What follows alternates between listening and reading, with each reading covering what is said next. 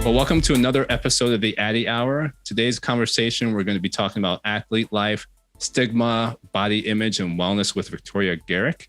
And I'm really excited about this conversation. I've been excited and looking forward to hosting her for quite a while, just because of who she is, the influence she has, and the way that she really brings her whole self and talks to in so many authentic ways in so many spaces, and has really, I think, transformed aspects of culture, especially among athletes. So by way of introduction, did want to go ahead and give you all a feel for who Victoria is. She is a former Division I volleyball player, a TED Talk speaker, and a mental health and body image advocate. She was a 4-year starter at USC, won a Pac-12 championship with her team while she was there, and impressively finished her career with the top 5 most digs in program history. In 2017, she also gave a TED Talk entitled The Hidden Opponent, where she described her battles and overcoming of depression and anxiety. And that talk itself has been viewed over 380,000 times. So really speaking to the timeliness of that talk and her influence. She has a really large social media following, which I mentioned, with over 1 million followers across social media platforms. She has a weekly podcast called Real Pod, and also started a nonprofit called The Hidden Opponent, where she, through that foundation, has been traveling around the country, really talking about mental health conversations and ways to destigmatize and really increase awareness.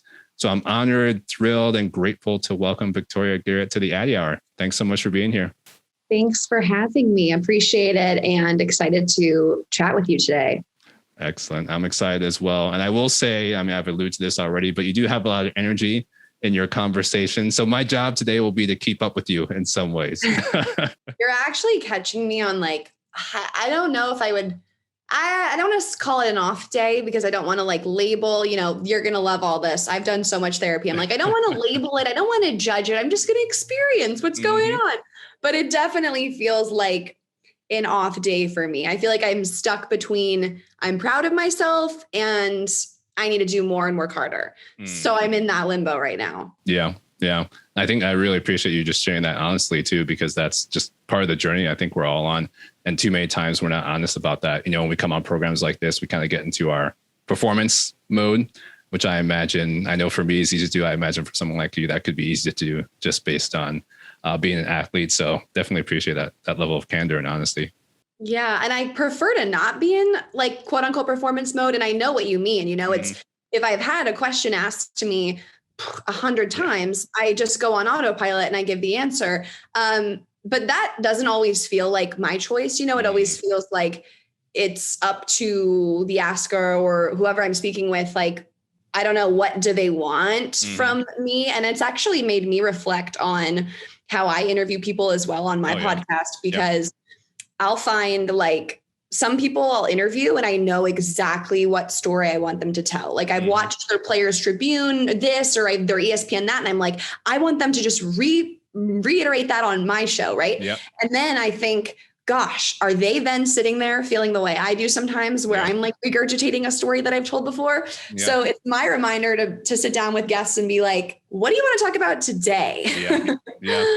That's so important. I think it's a fine line to walk too. Because like you said, I mean, the fact that you want them to tell that story, I assume it's because you want your audience to hear that story. It's going to connect with them. But at the same time, you want to be kind of caring for your guests too, to kind of help them really be their authentic selves and share in a way that feels meaningful to them. So definitely. Yeah, definitely a journey that we're walking on and figuring out as we go. But I mean, to be honest, I feel like you've done such a great job of that in so many different ways. I mean, just listening to some of the conversations that you've held online and the way that your audience engages is really reflective of how much they appreciate just your level of authenticity. Thanks. Yeah, I really feel like that's been a priority of mine, or an unwavering goal is I never want my accounts to feel preachy or know-all. And I think there are people who serve that purpose. I don't know, a Tony Robbins isn't going to post about having a hard day. He's always going to come with the and here's how you handle it. And here's the wisdom. And here's the 3 steps to whatever. And sometimes I'm just hey, it's a bad day, period. I don't want to fix it today. I don't, I don't know how. And I think that's given me a lot of flexibility in what people expect from me. And lets me use my platforms authentically because I don't feel pressure to always have the answer. Yeah. Which is nice because I don't always have the answer. Exactly. And I think that's why people are connecting with you, because they can relate in that space too. If someone's going through that same place, they can feel like, okay, here's someone that I can just listen to and engage with through this medium that knows, kind of can feel where I'm at and really know what I'm going through because they're being honest about what they're going through. So I think there's a lot of power in that. And then, it gives you space, as I'm sure, kind of share the victories and the joys and the challenges along the way. And just, I think is really, really important for all of us as a society. So. Yeah, I love it. Thank you. And on that note, I think I also just I mentioned to you, before we jumped in, just wanted to kind of check in with you as well. I know you mentioned already, this is not an off day, not an on day, somewhere in between, but I'm actually just curious because I think in so many ways, all of us as a society, we're still going through so much. Things are starting to get back to quote unquote normal, or this new normal, whatever that is. Restaurants are opening up again. For me as an NBA fan, it's nice to see people in the stands. It's a different level of energy with the games. They're going on, just, being a college professor, having students coming back and things like that. But then at the same time, we just hit some grim statistics because we just hit 600,000 COVID-related deaths in the US. We still have all the challenges that are going on around social injustice. There's still shootings that are happening all over the country. So in some ways it feels, just personally disorienting. It's like, oh, there's this excitement, but there's also these challenges. There's also personal things we walk through. So I actually just wanted to start there and see how you're doing in the midst of all these mixed things that are happening societally these days, and even in your own life. Yeah, it's a difficult balancing act. I think some days I am super tuned into the darkness of the world. And then other days I'm not. But then the days that I'm not, I'm like, I have the privilege to not be floating in the darkness today and to turn it off, and others don't. And so it's tough, and then at the same time, everyone, you want to validate your own emotions and your own experiences. But in a time like this, how can you not compare and have perspective to who has it worse than you, or what could have happened to your family or your loved ones this year that didn't, or maybe it did. So yeah, it's a lot. And I think with my mental health, I like to get to the root of things. I like to uncover, why is something triggering for me, or why am I anxious? And I think I've struggled with accepting that I'm not going to have an answer every single day. We've been through so much that this is like a whole new, for lack of a better term, like guinea pig, or like this is an experience that the world hasn't had before, like psychologists haven't seen before. We're all figuring out what's going on, why we're not as motivated, or why, something's happening to us. And so I think today is one of those days for me where I'm trying not to judge or label how I feel, but I definitely feel anxious today. And I definitely feel like I'm running, but I'm not getting anywhere. Yeah. How do you feel? That makes a lot of sense. I think I'm with you in a lot of ways too. One thing that I've shared on this podcast before is just the way that the pandemic has normalized anxiety in a way that we didn't have before, because of all the unknown, and that, being kind of a root of some of the challenges with anxiety when you can't predict what's coming next and don't feel like you have control. And just the fact that we've been going through a pandemic that we can't predict, I think has leveled the playing field. So I think similar to you, I have tried just in my own life to pay more attention to what's causing those feelings. But even for me personally, I would say sometimes that processing is slow, and it's been slower in the pandemic. So in some ways, I'd say today, it just feels mixed. So there are things that I'm trying to be excited about, but I'm also sobered at the same time. But then I want to kind of pace myself. Do I want to dig into every single piece of news that's out there right now about some of the tragedies that are happening? No. Do I want to totally ignore them? No. So it in some ways, it's just almost kind of choosing when I have time to kind of engage in those, but not being oblivious to them at the same time. But also some of it, I would say, is just giving myself kind of grace along the way to say that, okay, things are going to be off sometimes. I'm not going to be able to figure out the root cause of it like I would normally want to. Maybe take a pause and kind of come back to that. So I'd say today, I don't know if I call it an on day. I'd say it's a fine. The day is fine. The fact that we're doing this podcast also helps, to be honest, if I'm being honest with my listeners as well, because that's something that I look forward to. when we're doing these recordings, and I gain so much from just hearing our guests like you just share about their experiences and really encourage others. So it's a mixture, to be completely honest. It's a mixture of kind of all those things all together. But this is definitely one of the highlights. I think that in my own way, unintentionally, I'm using these podcasts to kind of elevate my own mood in some ways on a day-to-day basis. And it just gives me hope, to be completely honest. I connect to that too. You know, having a deep conversation can change the trajectory of your day. You know, there's certain times I sit down and I have a conversation and like, I leave in a completely different mood, like so inspired, so motivated or comforted or whatnot. And so I'm looking forward to it as well. Just to be like completely present and go wherever our conversation may. Yeah. Yeah. I'm 100% with you on that. And I think it really speaks to that level of community too. I mean, obviously community looks very different these days than it has in the past. And there's all these conversations and arguments about, can you still have that community by Zoom? Do you have to be in person? And there's valid pieces to all that, but I think there's still space for kind of deep authenticity that doesn't have to always happen in person. I mean, people have been doing that through phone calls, through text. And so it really, I think in some ways it's given us opportunities to really dig into that in another way. For me personally, not to get too tangential, I've seen that even throughout COVID. I have family that's spread out all over the world. So the gatherings we've been able to have at holidays, we wouldn't have had another time. Just being able to connect with people in ways and family members that we wouldn't have had before.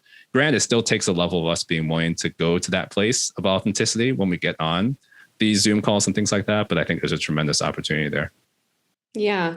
The weird thing though about Zoom or FaceTime or whatnot is you feel so connected. And then the minute it's end or computer shuts, you're alone again in your house or your apartment. Yeah. And that I think is really weird. And also there's an element of, I don't know, just sensing someone's aura or their energy. And I miss that. You know, it's possible to have conversations and go deep without that, but I don't know, awkward silences. I weirdly miss those. I miss feeling tension or whatnot. And that stuff I'm excited for as the world opens back up. But I think it has certainly taught us a lot about connection. Yeah.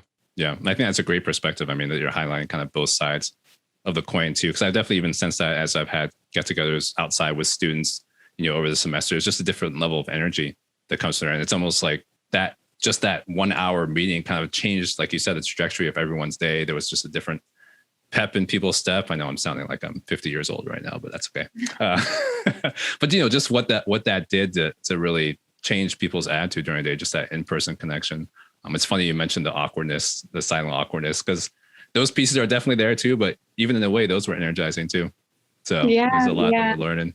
Yeah, definitely. I feel like learning so much, and there's weirdly, like, obviously, I don't wish that the past year, like, I don't wish that it happened to our world, but if I'm trying to find a silver lining and like accept that this did happen and this is what it is, there are so many things that I think I've learned and ways I've grown. And I don't know if I would have had those realizations or that time or those family connections or family issues addressed, you know, had there not been such silence, panic, and claustrophobia at one time, you know? Yeah. So I'm definitely leaving like the pandemic. I literally got a coffee today without a mask for the first time. It was so weird. I felt like, you know, that was big for me. I definitely feel like there's so much I learned throughout this time. Well, and that's really encouraging for me to hear too. And I think even for our audience, because in a lot of ways, just everything you've done over the last few years, you've been at such a high level of sharing your story so openly and honestly. And I think people are getting a lot of that from you. But to even hear that you're still learning in the process, I think is just really beneficial for people to be able to hear as well, to know that even someone like you who's had such a journey and has learned so much, there's always more to learn. And it's not like this is not a one-time thing that just ended in a sense. And that's the end of the story. Definitely. And that's something that I have to remind myself of. Like, I had an instance, I gave a keynote virtually, but to the University of Wisconsin, on mental health and body image and these issues. And That's a big school for me. Like that's a Power 5 conference school. You know, it's Wisconsin. And then so the whole few days before and the day of, like, I just had such imposter syndrome. I was like, and a whole other conversation is giving a keynote virtually. I mean, it's already a lose. Like, you know, no one's showing up to Zoom prepared to be fully engaged for 45 minutes. Whereas maybe when they walk into an auditorium, like you're like, okay, I'll invest my emotions. I'll open my heart. So that's weird. And then I'm not just like presenting a math presentation. I'm like opening up my heart, which is even harder because I'm like, hello, is anyone on the other side of the screen? You see people fidgeting, turning off their cameras. It's really difficult. So that's an element. And then I have that imposter syndrome of like, what if they don't like what I have to say? What if I don't touch someone? What if I don't move them? What if I lose sight? And then I had like a last minute therapy session that day. Like I happened to be able to get squeezed in by my therapist. And she said to me, but isn't that what you speak about this right now? Like, why do you feel like you have to pretend this isn't happening? You know, why don't you like open up your keynote in your intro with like, guess where I was at 1:00 today, like therapy. And so, you know, after they read my introduction, I was like, I got to admit today, it feels really weird to hear my intro because I cringed at like the accomplishments and the whatnot, because I still don't feel like good enough that I even did things, you know? And then it just really made me feel lighter continuing with the presentation, because my big fear that I'm not good enough and I'm an imposter, well, guess what? I told everyone in the first 2 minutes.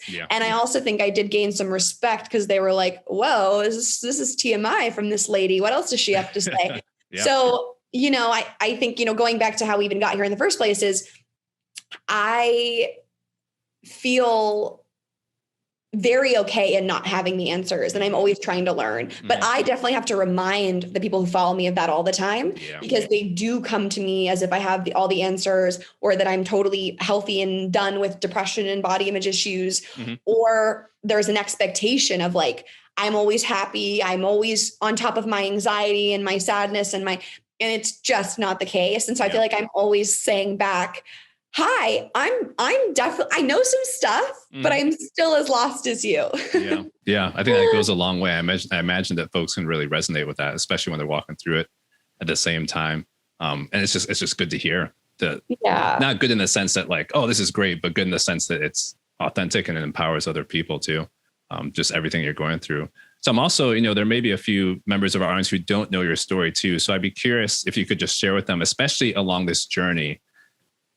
And the way that you just even talked about the imposter syndrome, that's definitely real and so big at times. I've had similar situations where I've shared my story as a Black neuroscientist with imposter syndrome in a Zoom setting to, you know, hundreds of virtual people I can't see. So definitely relate to you on that aspect. But like with all of that, how did you even get to this place of wanting to share your story, especially because it was already hard and with all of those challenges there? How did you move into the space of saying, okay, well, I'm going to take this imposter syndrome, I'm still going to talk about it? What gave you that strength? So just to stop myself from speaking for the next hour nonstop, I'll give you like the elevator pitch of my story. I essentially went to USC to play volleyball. And on paper, you know, that was everything I'd wanted out of high school, you know, Pac-12, great team, great school, academics, like had friends, like this is what I was supposed to do. Like I'm a successful teenager. But then, you know, I started to realize that no matter how many boxes you check off in life, you know, that's not the answer to happiness, fulfillment, meaning, purpose, all those important things that we really need. And it took me a while to learn that, but my freshman year, you know, I felt so much pressure. It's like I finally made it to cloud 9, and then it was okay. Well, let's survive at cloud 9, and we were #1 team in the country. National Player of the Year is on the court with me. Win the first 22 games. I'm adjusting to the college academic level. I'm always missing class. I'm on planes every other week. I mean, there was just a whole new lifestyle and so much demand that I was not prepared for and that I did not know how to handle. And so as a result, I developed performance anxiety.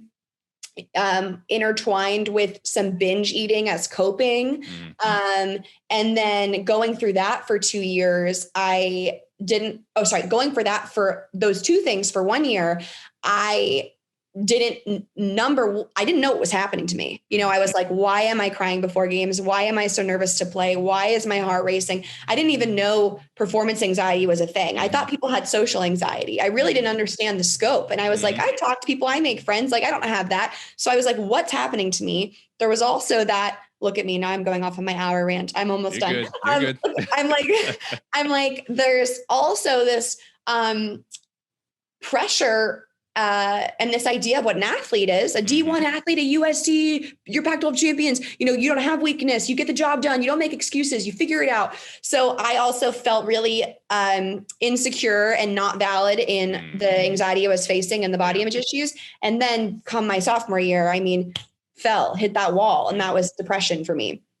And so that was kind of how those things manifested. Right. But then it was my sophomore year when I finally was seeing a therapist. I'd really hit that place of like, it's either continue into the darkness, which at this point I'm terrified about, or have that conversation and wave my white flag and surrender, which is what I thought I was doing at the time.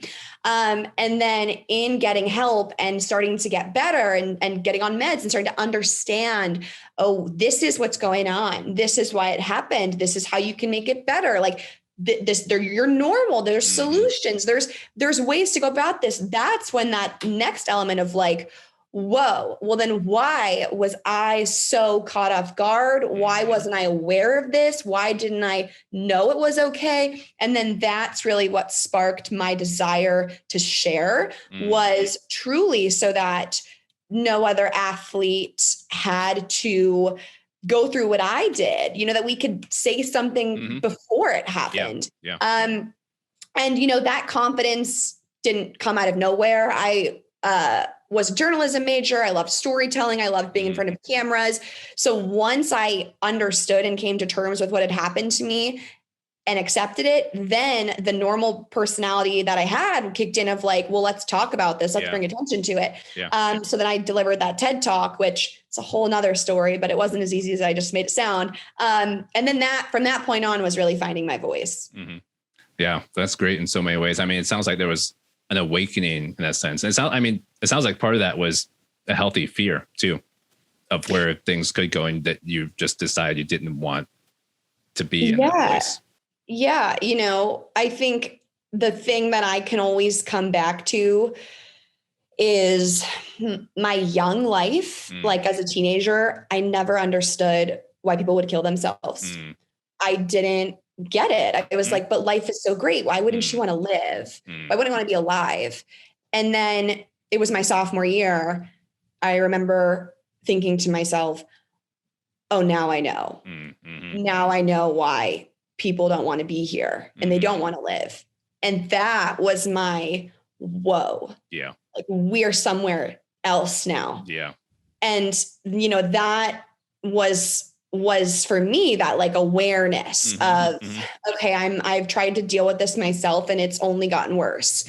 And of course, now I'm at a place where like, yes, I have sympathy and so much compassion and love for those who are unable to keep living, but I don't feel that way anymore, which is why I'm so passionate about like pulling someone out of those depths because I've been in the depths and I'm out of them. And so I want people to know you can escape those feelings. Yeah. So important, that realization. I think that goes a long way. Obviously, as we talk about a lot of times, the fact that people are just trying to escape the pain because they can't figure out how to deal with it. So I think the fact that you have that awareness and can kind of meet people there.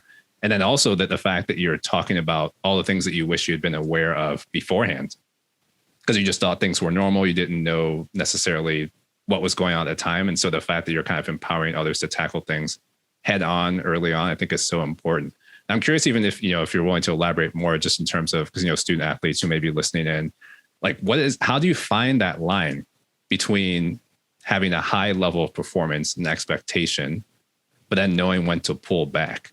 Because as I've heard you talk about lots of times, as an athlete, there is that fine line of there is someone else that's ready to replace you if you kind of slip in your performance, or if there's that that window. So, I mean, to me, that doesn't sound like an easy decision to make. And I expect that extends beyond sports as well. I mean, people who are in intense work environments, intense academic settings, even to take the scope a little bit further, I'm thinking about some of the things we talked about at this podcast in terms of minorities who are in situations where they're the only one. There's this huge weight to kind of represent kind of a bigger culture than yourself, and all those tensions. I'm just curious, in your own experience, how do you suggest that people kind of figure out that line about when to seek help? Yeah, it's a great question. I have a few things I'll share on that. I will preface this by saying I'll speak from the perspective of a competitive student athlete because that's my experience. And I never want to act like I understood even the surface of the struggles, a minority or someone without white privilege might be experiencing. So recognize that and don't want to even act like I could elaborate on answering that question, but to the experiences of like a high performing student athlete or high performing academic student, what I would say is, the way that sports culture teaches you to work hard and like the way they communicate work ethic is it's the grind. It's you always go one more. You always push harder. You do the best, don't rest, unless this is one of the most absurd quotes that used to motivate me. Unless you puke, faint, or die, keep going. I mean, that is something that I had on my locker. Like that is something athletes use. And it's also praised, by like the GOATs, which I can also get into later. Because Kobe Bryant actually has expressed different thoughts on this, things get misconstrued. But first thing I'd say is the way that it's communicated to us is go, go, go, go, go, never stop. And any excuses or pullback is weakness. So that's the first problem is like, we're being taught the wrong thing. It's an impossible standard. It doesn't work. The second piece that I'd actually be curious your thoughts on this. And I learned this from one of my favorite sports psychologist, Dr. Michael Gervais, but there's a difference between mental health and mental toughness. And the line often gets very blurry. And the difference is not communicated to athletes nor to coaches. Coaches, most of the time, are the ones who ask this question because they don't understand, like, how do I know when my player is depressed or when he's just not trying, or she's just not doing this? So mental health is obviously like your general state of mind, your general well-being. Like, let's imagine that is the base. If you think of physical health, ironically, it's easy to understand, is someone physically healthy? Then mental toughness is something that can be trained. It's a skill. It's with reps, with time, with putting yourself in the trenches, with overcoming adversity time and time again. You get tougher mentally. However, the way they relate to like peak performance and being an elite athlete or an elite performer in any capacity is, mental health is the foundation. And then mental toughness is the bridge to peak performance, sustainable peak performance. So athletes have to understand, am I working at my base or am I building my bridge right now? And that's something that I think each person has to learn for themselves, and they have to be willing to identify that. To give an example, my freshman year, I started and I played, but I wasn't in the position I wanted. I was like in a second string role, but not the first string role.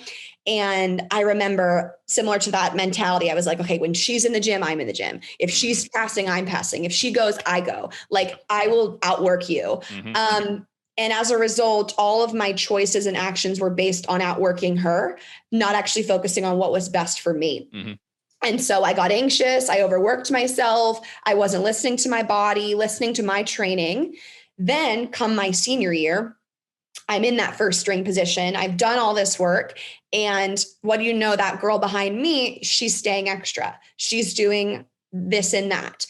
And I don't know if it was, motivated by me. She could have just been doing it. But I felt that in me of, oh my gosh, my backup is doing these things. Should I stay? And I was like, you know what? No, I gave my all for 3 hours.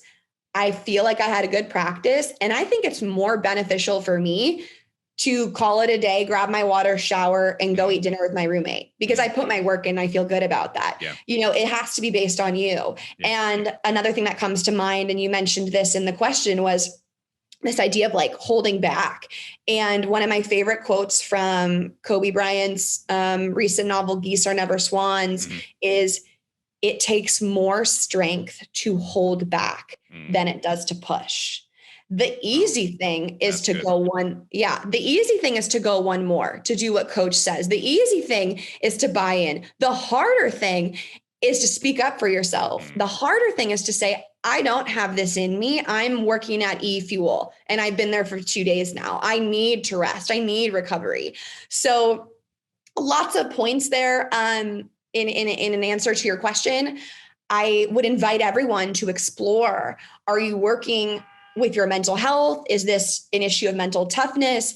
And can you play with that and use your experiences to help guide you to when you're making the right call? Yeah, I think that's so helpful. I mean, you covered a lot of ground there. I think it's all great, especially that distinction between the toughness versus the mental health. I mean, to expand on that a little bit, I mean, that's something I think we talk a lot about within the field. So with me as a basic neuroscientist, I have some clinical shadowing that I've done as well. And one of the things that we often talk about is just if that baseline has shifted. And you mentioned that when you're talking about your journey as well. So are there days or weeks on end where people are different than they were before? Has their mood kind of shifted for long periods of time, even, on the playing field, on the court, et cetera? Like, has that baseline really just adjusted completely where there's not as much motivation to get up each day to kind of stay on the grind, versus is it a matter of mental toughness, which is kind of more of an acute or short-term situational type of thing? So I think it's really helpful how you've kind of highlighted those pieces as well, because I think that's part of the nuance. And really, if people can sense that the baseline has shifted, like you talked about, that's a whole nother scenario than talking about the mental toughness of each situation. And like you said, you can kind of build and practice that mental toughness. So I know that's a framework that people have used as well, but just in terms of when we're talking to just general population, that's often something that we mentioned, just looking for those differences and kind of overall demeanor and mood, or a shift from kind of what looked to be people's normal mode beforehand. Yeah. And I'm curious your thoughts on this, because it's something I've been thinking about. I don't know if I have like a concrete take on it, but it's great that anxiety, depression, all these things are being normalized. However, sometimes I wonder if someone experiences nervousness and says, I have anxiety, or experiences sadness and says, I'm depressed. And it's tough, because if someone says they're anxious or depressed, you don't want to question that. You want to validate that and take their word for it. That's so important. However, are we getting desensitized to what like the actual mental illnesses are and what the concrete diagnosable mental health issues are? And as a result, are some of the people who are just nervous or just sad kind of maybe giving up too soon on the fact that they could do some work there to get back to a place they want to be? I almost think people are so focused on being happy all the time that the minute an emotion comes that's not happiness, we want to label it as something that maybe it's not yet. Yeah. And I know that that's like controversial to say. I just think it's an important component. Yeah. No, I think it's a really good question. I mean, I'll be a little bit speculative in that sense as well, but I think you're onto something as well. So, I mean, from a clinical standpoint, whenever people are, in a clinical situation with clinical anxiety, generalized anxiety disorder or depression, kind of one of the hallmarks within therapy is not to avoid the anxiety, because that just lets it sit. So there's lots of ways that psychologists kind of walk people through that to kind of, you can do exposure therapy to kind of walk up to things over time and kind of deal with it. But the reason I bring that up is because I think it ties into what you're mentioning as well when people are talking about times of being anxious or feeling sad. And so there's a line there, and this is a speculative part, there's a line to walk where you don't want people who are feeling that to just avoid it, because that in itself is not necessarily healthy. Because in some ways, some aspects of anxiety are good for us. It kind of helps us gear up. So, from a classroom setting, people often talk about, if you're getting a little bit anxious about a test, that's probably good. It will probably encourage you to study and not just wing it. So there's a ramping up. It kind of forces you to take that seriously. Or someone's giving a talk in front of 100,000 people, there's probably going to be some anxiety, but that's not necessarily bad. It can kind of help them elevate their performance. Right. So, that can come in with sports environments as well. But I do think there is a line to walk. And I don't know if I have a clear answer for you in terms of making sure that people are empowered to still move through those things. So like you said, you have to validate it. You don't want to be dismissive of it because you don't know the level of depth that it is. But at the same time, you don't want people to be, and maybe this is where you're going with your question, to be hampered by that. Or sometimes I think mental health issues or mental illness or eating disorders can become glamorized. And, you see people wanting to have that issue. And I don't know, like I said, I don't have it's something I've noticed and I don't have like a take on it. I just think it's worth thinking about because, it's important to the conversation. I agree. And I think that comes down to some of the awareness that you talked about too, so that people have a clear sense of what's just normal isn't the best word to use, but what's a normal level of anxiety to expect in the situation versus what is something that's really much more severe. And so one example I've paid sometimes is in terms of worry versus anxiety. Worry is a little bit more kind of acute in this situation. So if someone's worried about a test, it'll kind of be localized to that experience. If they're worried about their performance with their boss, it'll be localized to that specific interaction with their boss. When it gets to more anxiety, it becomes much more generalizable. So every time they walk into a classroom setting, if they start to feel any of those like physical sensations that are associated with anxiety or overwhelmed, that's kind of more of something that might touch on some of those clinical pieces. So it kind of depends on the expansion of it. And so I think in some ways it can be helpful, when people are bringing it up to kind of, if people are willing to dive in a little bit and talk through what that experience is like. And I think that can kind of help people distinguish. And again, it kind of depends on how long it's lasting and how much it's different from the norm. But granted, I'm saying all that, but there are challenges with the way that we diagnose things as well. So I have to put that out. And we've talked about that across cultures as well. How were those even designed, and were they applied to one group versus do they take into account what different people experiences in different cultures? So true. And like now to flip the switch and maybe be the people I'm talking about is with eating disorders, there's such a specific clinical threshold that you need to meet to have that diagnosis. And, so there's that's one specific example. And then there's obviously something sad I've been learning is like, not every licensed professional is necessarily on their game, like necessarily knows what they're talking about, which is crazy. Like, how can someone be a licensed mental health professional and not be not necessarily good at what they're doing, but miss things or overdiagnose things, whatnot. So you're right. There's totally a flaw in the system there, as well as people might not be getting the diagnosis that they need or that's right for them. And I certainly felt that way with my eating disorder because I know I had a binge eating disorder. I would not call what happened to me less than that. But if I look up the wrong site or the wrong that, there's like one thing I don't meet, and of course I had one of our dietitians at SC, when we met, she was the one that like diagnosed and confirmed this for me, but I always still felt a little insecure about it. But I've come into my own of like, no, I know this is what was wrong with me. And so then once again, there's that other side of the conversation is people know what they're going through. And it's always hard to get maybe an external person to validate that and fully understand what their needs might be. Yeah, I think that's really important. I think one thing that can be helpful there, well, a couple of things actually. You're right, unfortunately, in the sense that not everyone is on their A game when it comes to just dealing with mental health. And so there unfortunately has to be some level of discernment on people who are looking for help, which is unfortunate because it's backwards. It shouldn't be that way. But sometimes it might mean going through 2 or 3 people until you find the right match. And again, just knowing people, just figuring out if people are doing things appropriately. That's a lot of unnecessary weight on the person who's looking. But right. Another thing that we often say is like, are people actually willing to listen to your story when you come in? Because you are the expert on your life and you're sharing that with someone. Are they listening to your story and trying to figure out where you're at? Or are they just taking a specific thing and kind of dumping that on you, a specific diagnosis or specific framework and dumping that on you, which again gets to the thing that you talked about before of, are they aware or cognizant or equipped to really deal with the binge eating disorder if it's there. We talked about that. Again, I keep kind of harping back to the theme of the podcast, but we've talked a lot about just cultural competency too. If people are able to think about where different people come from, I think this extends even, the things athletes may be going through, people from different cultures, and listening to those stories or kind of just dumping a specific diagnosis on people. So I think when there are those who kind of have that balance of their expertise and listening to where people are coming from, I think it goes a long way.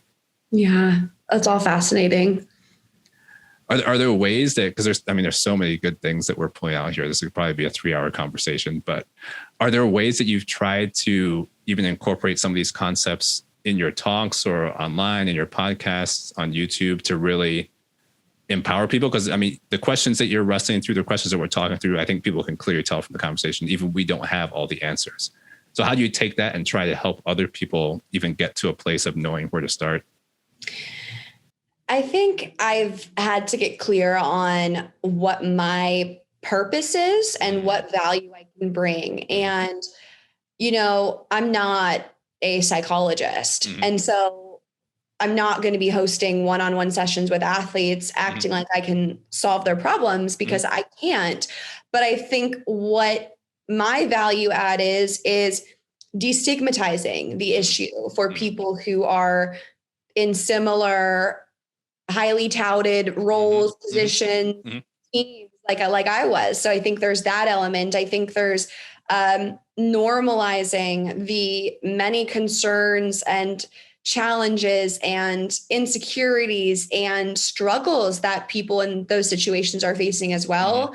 I think it's also relating and being able to speak on that level of like, I'm a teammate or I am like a friend, oftentimes when I come in to speak, there's just a totally different connection because it's almost like street cred. It's like I've been in their shoes. Exactly. Like I know what they're going through, where sometimes when someone tries to relate to you and they don't get it, it's just, I often we'll have literally like the sports psychologist at the school be like, gosh, like they're listening to you, but say the same thing I've said, but only because you're like the same age as them and you played at SC and like you get it. Because when it's coming from an adult or someone who's not close. So I think that's also something unique. Is it's one thing a school is lucky to have an athletic director address mental health, but if someone in that position addresses it, it still won't hit the same as a peer. And I consider myself a peer. And I think that's one of my superpowers in that sense for this conversation. Yeah, I agree with you on that. What are some of the pieces that you try? Because even as you're talking to other student athletes or coaches, are there specific tips that you have for folks in terms of like what to look out for? Because one of the things I've often wondered, as you were going through everything, do you think your teammates and friends, did they notice anything? Were there things that they could have said that would have been helpful? And if so, are there things you try and pass along to others? Yeah, I would say talking. So if I'm sharing my story or speaking or giving takeaways or whatever it is, I think most of the time with athletes, I like them to know that their journey and their trajectory, while the details might be different than mine, like, hey, I get it. And this is how it happened to me and how it might have happened to you. And you're not alone in that. And I think with coaches, it's more, this is the experience, or this is how, like, the epitome of your number one ideal recruit, like the epitome of that for you, how they went off the rails or how they didn't become successful or how they struggled or suffered in some way. Because I like to think when I walked on USC's campus, I was everything a coach would want. Not from like, and I'm not speaking about talent. I'm speaking about like coachability. I was eager to be there. I was a good teammate. I was energetic. I was positive. I was enthusiastic. Like all the intangibles you would want in a player. Like I really would back myself up and I walked onto campus with those. How does that athlete become depressed? How does that athlete become anxious and not want to play anymore? And so that's the journey I try to take those coaches on, because they sit in their office and they don't know how that happened. Or they say like, we know you guys are stressed, but no one's actually really said, yeah. And like, this is why we have the 6 a.m. this, 7 a.m. that, 8 a.m. 9 a.m. And then I get home at 7, I got to watch film, and then I have 6 a.m. again. Like no one's really that's the other thing from the coach's perspective is I get to say what the player's afraid to say. Yeah. And that's the value add there is like your players are thinking this and I don't care. You can't bench me. Yeah. So I'm going to explain, what's going on. Yeah. I think that's so powerful. I mean, you're giving that voice and I think that goes such a long way. And it's actually wraps back into the point you made earlier too, about just everything with COVID. I feel like, and I could be wrong, but there is, at least from a coaching standpoint, it seems like there has been a little bit more awareness of that. And again, I'm talking from the outside as a non-college athlete. But just things I've seen, I even remember, I'm a Duke grad and think about Coach K giving the team a couple weeks off instead of playing games because he said he was concerned for his players' mental health and just giving them a space. So granted, this is from the outside, but I don't ever remember hearing any of those conversations beforehand. Maybe more so has kind of been the backlash. So I think it's great that you're there. In a way, infiltrating is not the right word, but in a sense, I mean, you're on the ground having those conversations, making sure it gets heard and hopefully in a way that penetrates and that people are able to kind of receive and incorporate. Right. And I think that's talking about, the benefits from what's happened is the awareness and the inability to deny the legitimacy of mental health issue for so many different groups of people. So I think that's been a one of the positives, which is still so hard to say of all of this is like, you can't ignore mental health anymore. The crisis is real. It was real. It's even worse now. And we can't just ignore it. Yeah. Yeah. I think that's so important. Hopefully that feels encouraging and validating the work that you've been doing for years already. I mean, I know that what you're doing is so impactful for so many people and just even some of the videos that you've put online, the ways that people have responded to your work. I know it goes a long way. And I assume it's spreading too. Like each person that you touch is able to kind of share that with others around them as well. So definitely appreciate the work that you're doing. I feel like the time went really quickly. We could probably go on for quite a while. But any last words of advice or wisdom that you want to share with the audience in terms of just the general audience and student athletes in particular? Yeah. Well, first of all, thanks for having me. I agree. It flew by. It was great speaking with you.